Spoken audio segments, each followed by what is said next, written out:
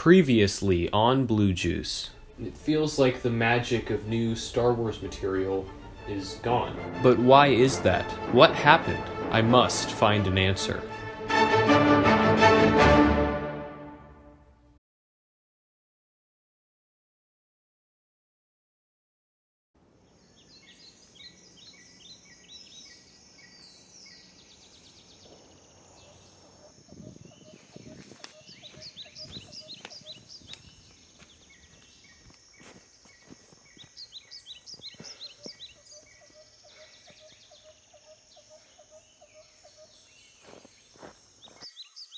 The further I go, the less light there is.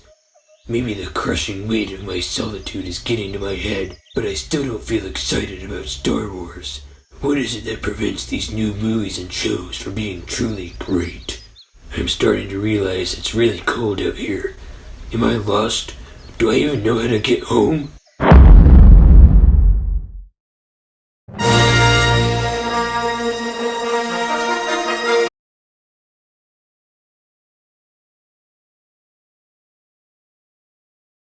George Lucas's direction on the original movie is surprisingly simple. He mostly shoots static, medium to wide shots and cuts frequently between coverage. For those that might not know what that is, coverage is when a director shoots a dialogue or action scene from several angles to capture each actor's respective performance from several different perspectives. This is mainly done so the director and the editor have a plethora of footage to go back to if a problem arises in the editing of the movie. Lucas also doesn't use the camera to reveal information all that often either, just a slight pan here or a slight push in there.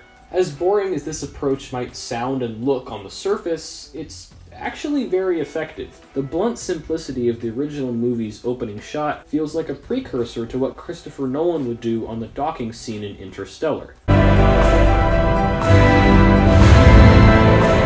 Lucas and editor Marcia Lou Lewis's editing style might feel cliché by modern standards, but they don't just cut to keep the pace up or to keep one's eye locked on the screen. They edit like this to highlight and emphasize specific moments. Take a look at this bit of dialogue from the Imperial raid on the Tantive 4 in the original movie. The Death Star plans are not in the main computer. They cut to close-ups of his face to enhance the line being delivered.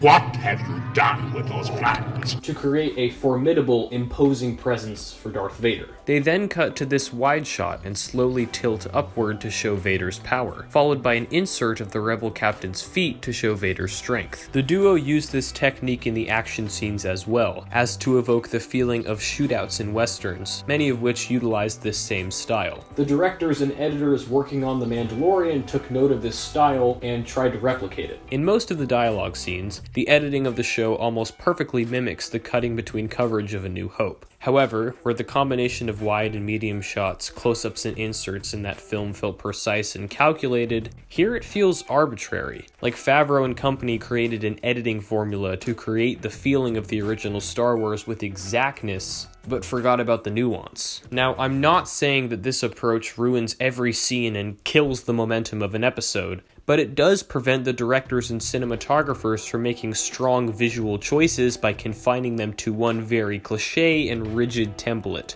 One instance where the negative effects of this are felt is in this fight between Ahsoka and the Magistrate in Chapter 13. It's quite obvious that a lot of work went into choreographing this fight. I'm no action expert, but the moves flow together pretty seamlessly and the fight has a nice natural progression. These are two elements that would normally make for a pretty solid action scene. However, it's over-edited to the point where it borders on being incomprehensible. Now, there's nothing wrong with cutting fast during an action sequence. The Bourne movies and Christopher Nolan, when he's shooting on IMAX, are able to do this very well. But compare that action scene with the Duel of the Fates from The Phantom Menace. While Lucas isn't going full Alfonso Cuarón here and he still cuts fairly fast, the shots are comparatively held for much longer. There's no over-reliance on handheld and the camera movements feel motivated and purposeful for reasons other than making the fight seem more intense than it actually is. And above all, this fight and several others in this franchise have an impressive, breathtaking quality to them that sadly, I just don't get from Ahsoka versus the Magistrate. What makes this scene even more frustrating is knowing that Dave Filoni directed it, a man who has proven himself time and time again to be capable of delivering top-notch action sequences, some of which are in this same episode. If you go back and watch the behind-the-scenes documentaries, it's made quite clear how much effort was put into the cinematography and production design of the show, both of which are stunning. But we rarely get moments to fully take in and appreciate these elegant compositions and beautiful works of art because of the over-editing. I understand and appreciate the show's dedication to recreating the aesthetics and form of the original Star Wars, but there are other ways to do that, not at the expense of the art. For example, Revenge of the Sith opens with a long take straight out of the Robert Zemeckis playbook. Irvin Kershner brought Steven Spielberg-esque camera work and blocking with a more artful approach to cinematography to The Empire Strikes Back. Rogue One has the gritty aesthetics of a modern war movie, and Solo has some pretty sweet vehicle-mounted shots and makes strong use of color. Consider The Force Awakens, a film whose only goal was to recreate the feeling of classical Star Wars. Sound familiar? And it still succeeds, despite J.J. Abrams' direction being drastically different from that of George Lucas. Where Lucas in A New Hope barely moves the camera at all, Abrams does nothing but move the camera. It whips back and forth in these beautifully orchestrated sequences that Abrams and his cinematographer Dan Mindell dubbed dance floor shots, where the shot begins by tracking one character, then another, then another. If you've ever wondered what a director actually brings to a movie, it's stuff like that. Seriously, it blows my mind that The Force Awakens is still able to recreate the feeling of classic Star Wars when almost every single shot is more complicated than the entirety of A New Hope. Side note, I know The Force Awakens has basically the same exact screenplay and production design as A New Hope, and the original movie is obviously the better film, but right now, I'm just focusing on the filmmaking. The filmmaking, man! The filmmaking! My point is that these films feature instances of directors making strong, clear visual choices, and in my opinion, are still able to maintain that distinct Star Wars feeling. What I am not saying is that The Mandalorian doesn't have artistic flourishes, because it does. The Krayt Dragon sequence from Chapter 9, the Tim Burton meets Yojimbo visuals from Chapter 13, the action sequences in Chapter 3, Chapter 11, and Chapter 14, and the night cinematography from Chapter 4 all come to mind, but these moments are so few and far between that it leaves me feeling like the show is missing something. I know these details I'm discussing aren't going to impact the average audience members viewing on The Mandalorian, but filmmaking is art, which means it's worth discussing the actual craft itself and how it impacts the overall piece. It's not pretentious of me to want Star Wars to return to its visually creative and artistically challenging history, because it's those same things that can make a film or a television show that much better. But right now, it seems like Star Wars is settling for safe, inoffensive mediocrity when it could be great. The bitter cold of the wind and the frigid ice that runs underneath the snow reflects my inner despair. Am I lost? Probably. Will I ever get home? Probably not.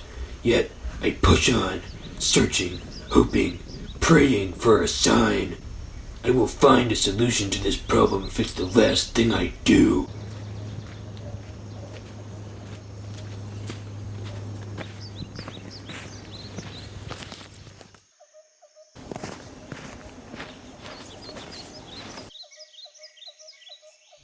Suddenly, I spot it.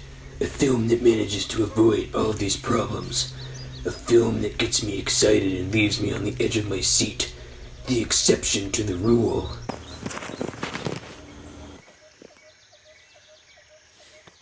It's Star Wars Episode 8, The Last Jedi, in the animated series Star Wars, The Clone Wars.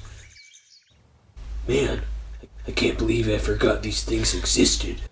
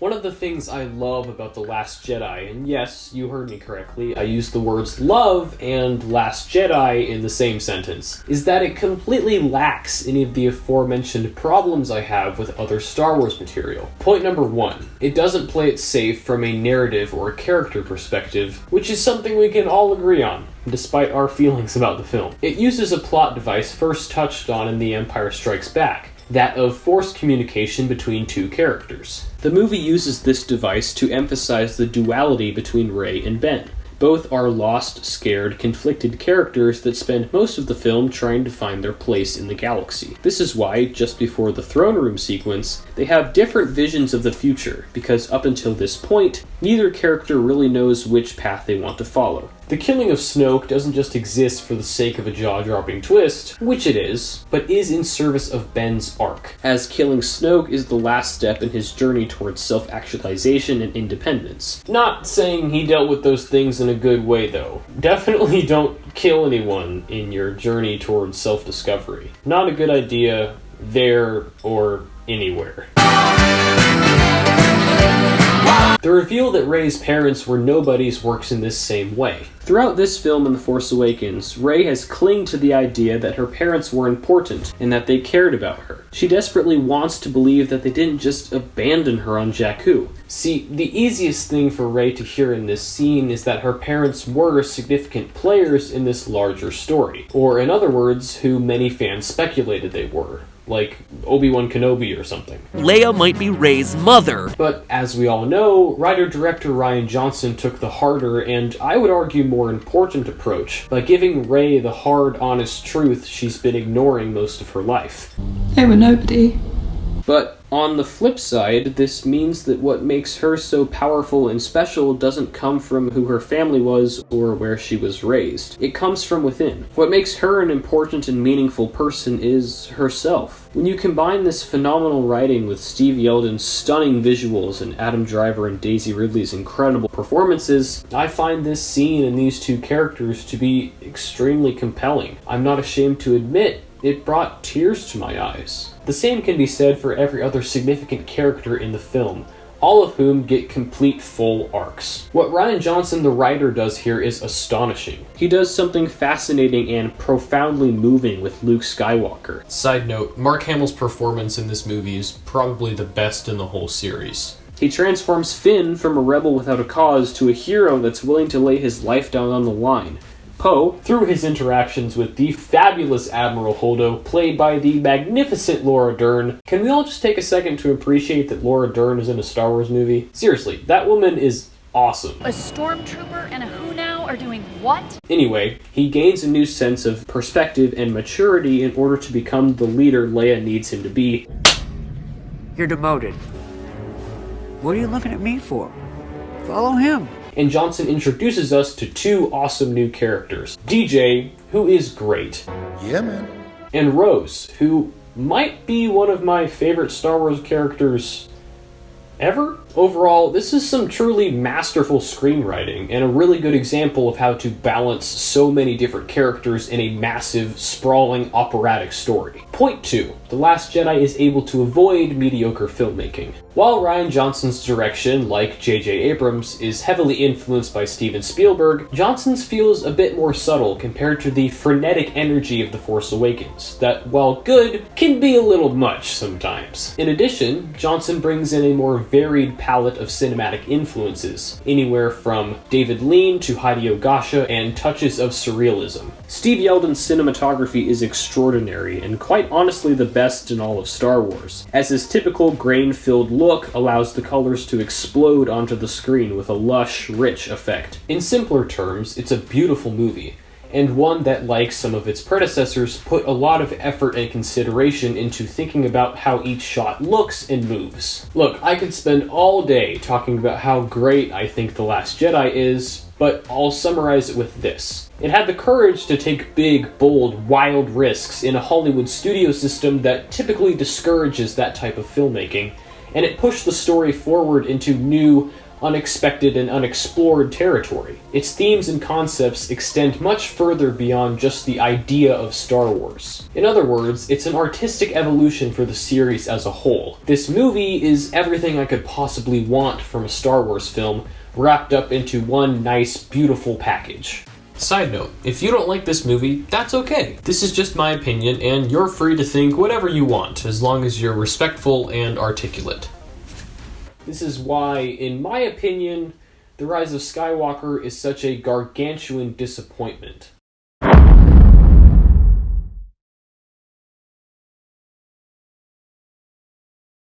The Rise of Skywalker is the embodiment of everything I've been talking about. It uses empty nostalgia hits and tired formulaic tropes to hopefully deliver something of baseline quality, when in actuality it falls way short of the mark. Side note, I know I said back last year that I loved this movie, but opinions can change, and mine has obviously changed quite drastically. From a narrative standpoint, it butchers Rey's character by undoing all of her development and growth with the whole Sheev Palpatine is my grandpa thing. You are a Palpatine. It rushes in a redemption arc for Ben Solo that doesn't feel completely earned or thoroughly planned out, and only kind of works because of Adam Driver's performance. It does bring a few interesting concepts to Poe Dameron, but it doesn't expand upon them whatsoever. It reduces Finn and Rose to minor, meaningless roles, the latter of which almost feels like a cameo. Just so we're clear, the Finn and Rose stuff has some kind of serious race-related issues that honestly deserves its own video. To put simply, The Rise of Skywalker just doesn't work. And what frustrates me even more is knowing that this movie came from the same studio who gave us something like Clone Wars, a show that did literally nothing but take risks, something completely absent in Episode 9. Like, seriously, think about it. Clone Wars varied in style, tone, and genre in almost every episode. It humanized the clone troopers. Important key characters were killed off. It took on the challenge of shaping Anakin into a fully formed character that one could actually empathize with. It introduced numerous relevant original characters, a few of which made it into live action. It also introduced new Force powers, Force users, and tons of new, wildly creative aliens and planets. It devoted multiple episodes to side quests with R2-D2 and C-3PO. It dealt with subject matter and themes far beyond its target audience, and characters made difficult decisions that had real, lasting consequences. The show progressively got better with each new season, the last of which being the best. Something that almost never happens in television. That same season featured one of the best storylines in all of Star Wars, one that's just as good or even better than most of the movies.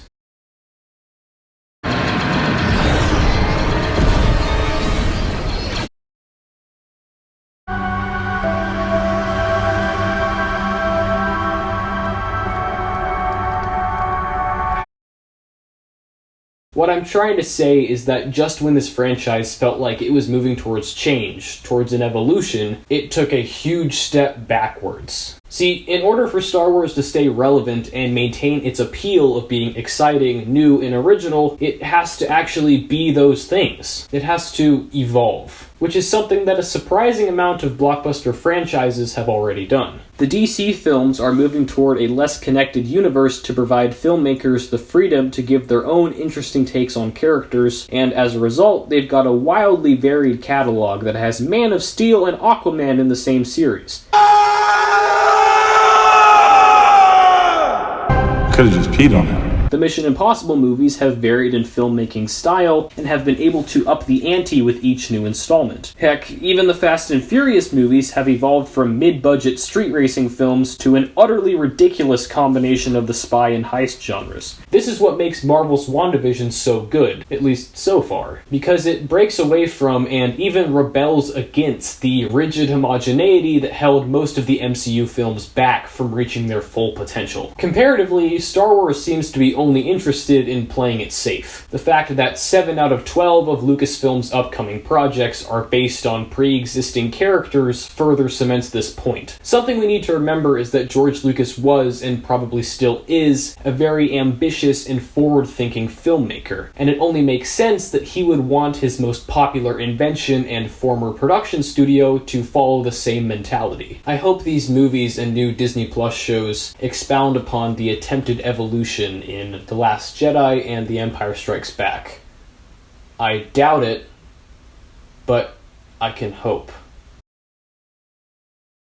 But maybe it doesn't have to be that way. Despite all of what I've just said, something I discovered in doing all this research and making this video was that even if I'm not happy with some of the more recent Star Wars material and the direction of the franchise as a whole, that doesn't mean there still aren't things for me to enjoy. I can always go back to the original trilogy, watch The Last Jedi, or binge all of Clone Wars. I could read the comics, most of which are really good. This is all a way of saying that after I've gotten all these opinions and feelings out of my system by making this video, I don't need to focus on the negatives anymore, because there's so many positives. And plus, I've got way too many Criterions to watch and comics to read to even think about Star Wars right now. Oh, and one more thing. This move from Solo still rules. Awesome!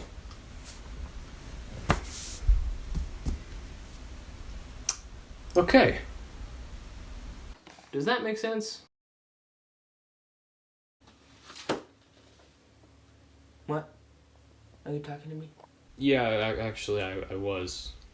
Oh, I was just reading the Rise of Skywalker novelization. It's pretty good. So you didn't hear anything of what I just said? No.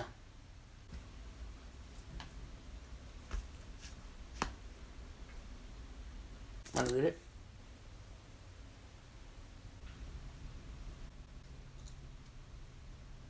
No, not really.